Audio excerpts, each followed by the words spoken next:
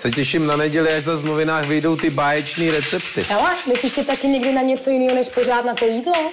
Že to říkáš zrovna ty s plnou pusou. A když jsme u jídla, co bude dneska k večeři? No, to budeš koukat. Večeře je na straně 14. Aha.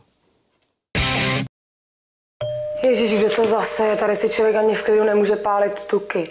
Je, čau ségra, co tady dělá, když jsi měla přijít až zítra? Čau ségra, já jsem si koupila něco fantastického, tak ti to nesu hned ukázat. No, ty musíš být taky ve všem první. Jak ve všem první, tak mi to ukáže. No tak to už je asi zbytečný, když vidím, že to máš na sobě. No neke, ty jsi koupila taky tohle triko. Ne, triko, ty legíny, jak dlouho je máš? No ty jsou úplně super. Hele, mám je už asi 5 týdnů. Piju k tomu tady ten karnitin a skvěle to funguje. Kůži mám, jako kdyby si ji přijala žehličkou.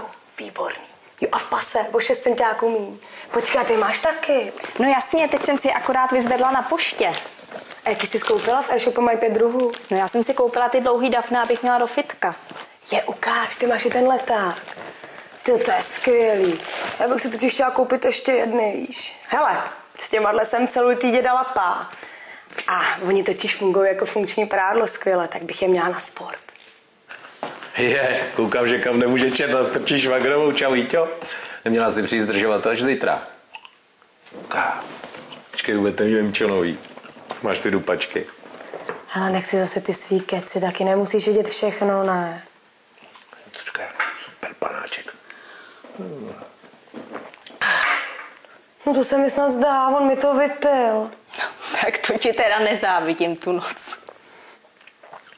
Počkej, co to vlastně máte?